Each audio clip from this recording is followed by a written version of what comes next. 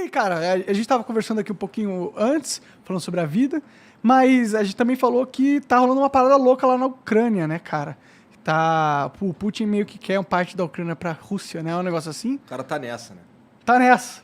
Tá O cara brincando não de abandona, wars. ele não larga esse osso, né?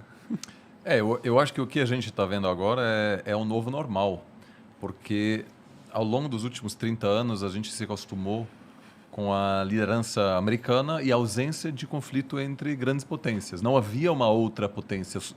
Então esse tipo de conflito agora ele tem uma outra qualidade do que a invasão americana no Iraque ou vamos dizer outros conflitos que tivemos nos anos 90, 2000, porque agora tem o risco de haver um confronto entre duas grandes potências com armas nucleares, a Rússia de um lado e os Estados Unidos do outro. Cara, eu não sabia que estava tão tenso assim. O que acontece é que a Rússia finalmente, depois de 30 anos de passar por um processo de muita fraqueza, durante o qual ela não conseguiu defender o que ela considera a sua zona de influência, é um país muito enfraquecido depois do colapso da União Soviética. Então, os Estados Unidos acabou ampliando aos poucos sua esfera de influência. A Ucrânia não faz parte da OTAN, que é um acordo de defesa coletiva, que quer dizer, qualquer ataque a um membro da OTAN é um ataque a todos os países, portanto, todos precisam defender esse membro. A Ucrânia está fora disso, mas os Estados Unidos estavam começando a dar sinais de que até a Ucrânia poderia entrar na esfera de influência americana. E a Rússia agora, depois de 30 anos depois do colapso, está ganhando a força novamente para tentar retomar esse espaço. A China também está de olho nisso e, claramente, se os Estados Unidos permitir que a Rússia novamente aumentasse sua esfera de influência, claramente vai tomar isso como um sinal de que ela também pode, aos poucos, estabelecer essa zona que qualquer grande potência quer. Né? O que uma grande potência quer? Segurança, integridade física, territorial. Porque na história internacional, países às vezes desaparecem. Então, o que qualquer país quer é segurança de fronteiras e a melhor maneira de você ter segurança é você controlar seus vizinhos. Os Estados Unidos teve essa grande sorte de ter dois vizinhos fracos, Canadá e México, e ter dois oceanos que protegem os Estados Unidos. A China não tem essa sorte, que está cheia de outras grandes potências, e a Rússia sempre também buscou controlar a Europa Leste. Então, agora, na verdade, é evidente que os Estados Unidos não conseguirá manter essa hegemonia que estabeleceu nos últimos 30 anos, e a Rússia, aos poucos, está querendo retomar esse espaço perdido. Então, mesmo se houver uma solução agora a curto prazo, essa tensão geopolítica veio para ficar. Entendi. É o novo normal. Isso é a Rússia fortalecida ou os outros países enfraquecidos que deram esse sei lá, essa oportunidade? Você tá falando que os Estados Unidos se enfraqueceu, é Não, isso? tô perguntando, Eu acho que são os dois. O sistema, como a gente o conhece hoje, ele foi criado depois da Segunda Guerra Mundial e novamente depois da Guerra Fria. Então, os Estados Unidos estava muito superior. Claramente, era a única grande potência. A Rússia estava muito fragilizada e a China ainda não era uma grande potência. Então, era evidente que aquilo não era sustentável, que em algum momento a Rússia, que é uma superpotência energética, maior exportadora de gás natural, mas de vários outros produtos também, trigo, por exemplo, petróleo, que ela em algum momento ia se reerguer e reconquistar um espaço perdido. A China também cresceu a taxas incríveis ao longo dos últimos anos, vai superar os Estados Unidos. Então, essa posição privilegiada dos Estados Unidos, ela está se desfazendo agora. E esses processos de transição, eles sempre são difíceis, porque nenhum presidente americano pode dizer, ok, gente, lideramos a economia internacional por décadas, agora chegou a hora de passar o bastão para os chineses. Eles não podem fazer isso. Mas, ao mesmo tempo, a população americana não quer mais sustentar essa grande presença de bases. Por exemplo, havia um desejo americano de tirar as tropas do Afeganistão. O pessoal cansou, não queria mais. Então, eu acho que é um pouco dos dois, um declínio relativo dos Estados Unidos, que é um país muito fragilizado agora, né, que tem uma tensão enorme interna. Eu estou mais preocupado com a democracia americana do que com a democracia brasileira. Sério? É uma situação horrível. Eu cresci, né? Eu fiz o colegial no interior dos Estados Unidos e essa galera vive num planeta diferente. São todos trumpistas, muitos seguem a teorias de conspiração. Eu mantenho esse contato com eles e eu fiz minha pós perto de Boston. Essas pessoas estão muito, muito mais distantes um do outro do que o bolsonarista e o petista aqui no Brasil. Sério? Lá você consegue, olhando o CEP da pessoa, você consegue saber em que essa pessoa vai votar. Entendi. As pessoas avisam no Tinder se eles são trumpistas ou democratas, etc. Então, em função dessa crise interna, os Estados Unidos não tem uma dificuldade imensa em se projetar como antes. Então, acho que são grandes ciclos históricos e não tanto a Rússia, mas acima de tudo a China terá um papel muito maior e o grande drama será negociar essa transição sem grande conflito. Que, aliás, deu certo 100 anos atrás.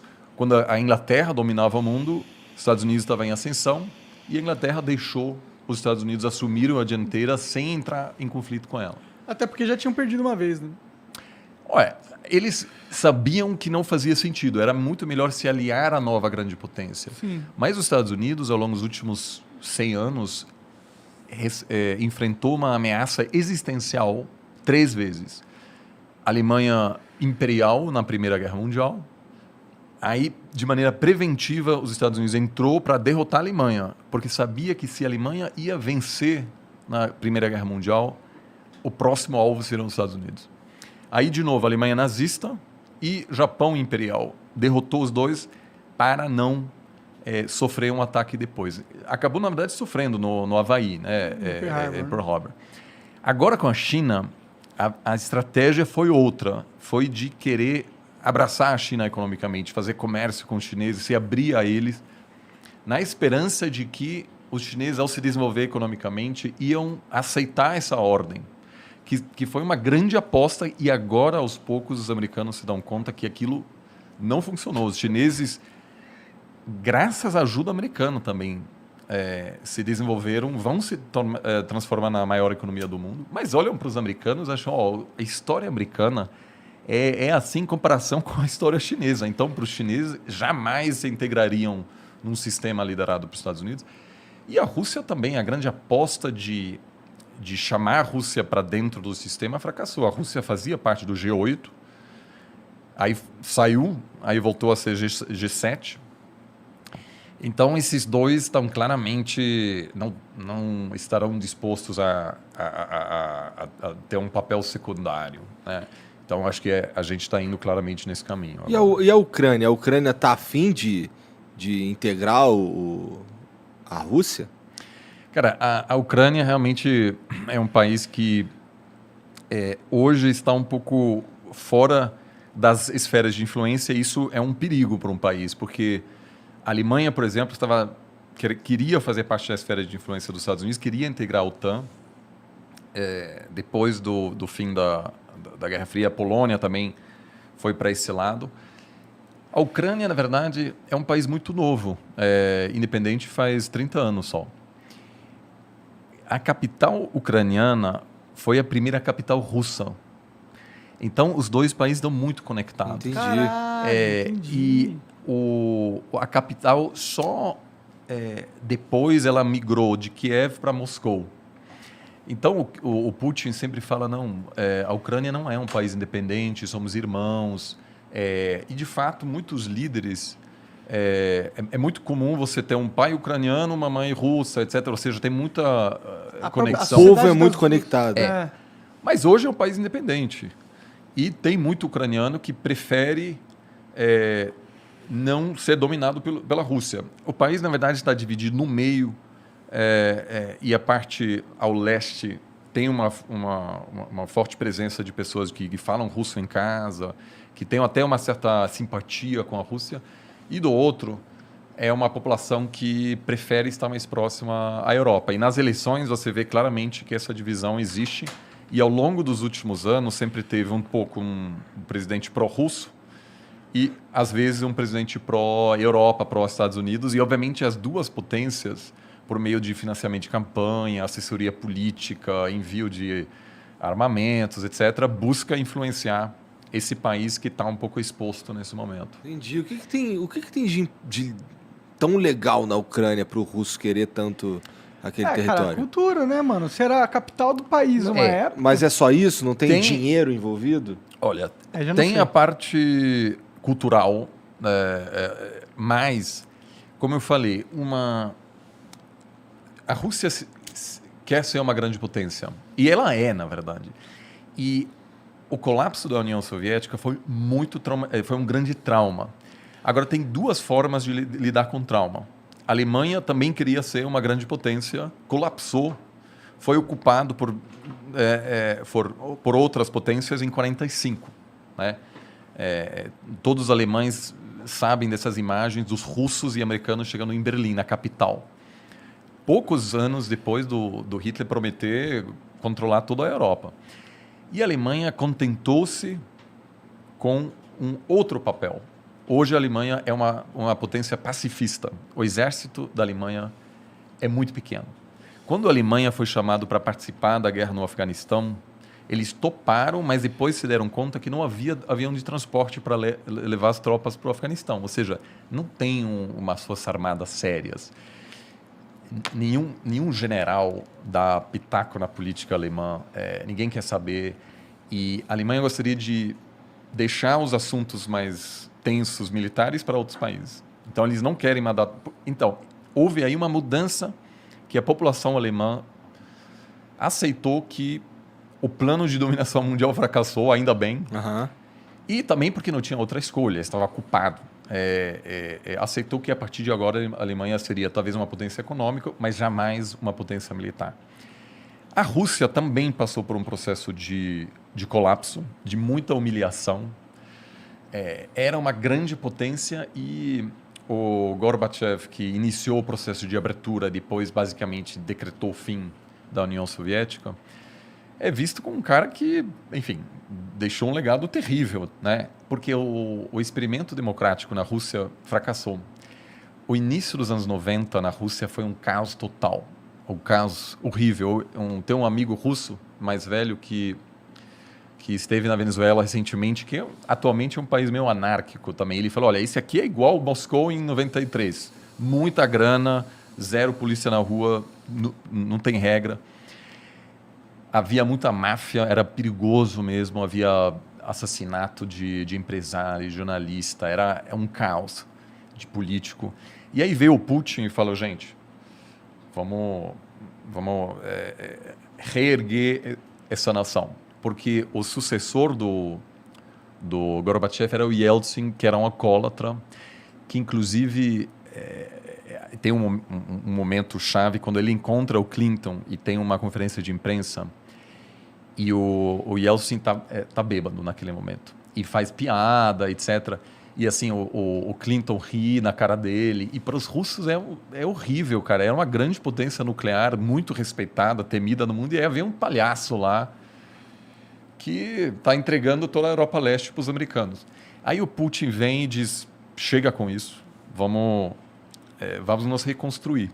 E apesar do russo Cara, médio ser... desculpa a minha ignorância, mas como é que o Yeltsin sai e entra o Putin? O Yeltsin, na verdade, escolhe o Putin como sucessor e Tá. o Putin inicialmente ganha a eleição nos anos 90 e assume o poder em 99.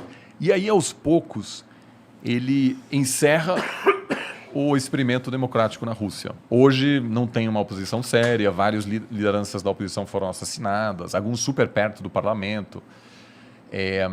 Mas o Putin, eu até diria hoje, numa eleição livre, talvez até ganharia, porque... Ele é popular lá. Trouxe Ele o é popular. respeito. Uma das primeiras coisas que ele fez é adotar novamente o hino da União Soviética, né? Ou seja, uma pessoa que diz, olha, a Rússia merece ser uma grande potência e, portanto, a gente precisa de segurança nas nossas fronteiras. Então, quando você pergunta por que a Rússia não quer que a Ucrânia faça parte da zona de influência dos Estados Unidos, É porque se um dia a Ucrânia fizer parte da OTAN, isso quer dizer que os Estados Unidos podem colocar mísseis, por exemplo, na Ucrânia, que chegam em Moscou em uma questão de minutos. Nos anos 60, a União Soviética tentou colocar mísseis em Cuba e quase deu a Terceira Guerra Mundial. Por quê? Porque representou um risco existencial à integridade territorial dos Estados Unidos. Inaceitável para uma grande potência. Se você é uma potência pequena, faz parte. Né? Se você sei lá, a Finlândia ou aí você está muito perto da Rússia, é uma situação desconfortável, mas não tem o que fazer, basicamente. A Rússia, por outro lado, considera essa presença, essa fronteira com a OTAN inaceitável. Ela quer sua própria zona de influência. Então, isso eu não acho que a maioria da população russa hoje quer um confronto com a Ucrânia, mas claramente acha que o comportamento dos Estados Unidos, né, de tratar a Rússia como um país menor. Eu lembro que em 2012, na campanha presidencial, houve um debate entre o Romney e Obama, né, que Obama ganhou em 2012. E num debate assim, o Romney uma vez falou: a Rússia é um grande inimigo. E todo mundo riu dele e falou: a Rússia, sério? A Rússia é uma pequena potência, a Rússia já era. E aquilo repercutiu muito na Rússia. Falando: olha, eles estão rindo da gente.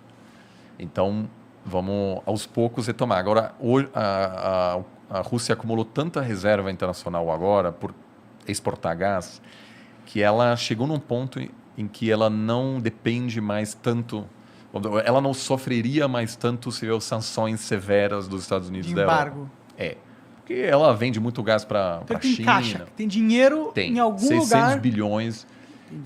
Então, sanções seriam muito ruins para a Rússia, mas não quebraria o banco. Ele usaria esse fundo de 600 bilhões para E aí, então, o fato disso acontecer agora não é coincidência.